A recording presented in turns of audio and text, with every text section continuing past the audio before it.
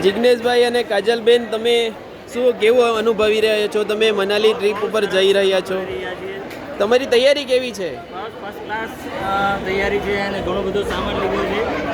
તમે કેટલા દિવસની ટ્રીપ પર જઈ રહ્યા છો?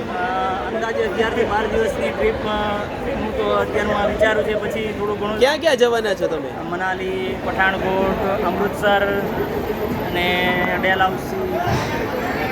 સરસ, ખૂબ સરસ પ્લાન કર્યો છે તમે. કંઈક નવો વિચાર આવે તો એડ પ્લેસ કરી શકીએ છીએ.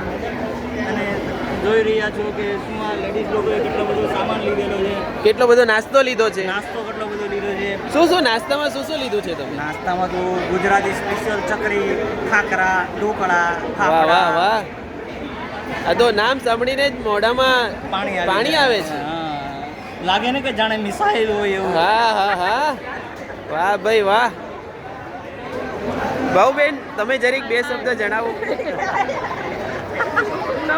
ક્યાં જાઓ છો તમે? ભાવબેન શરમાઈ ગયા.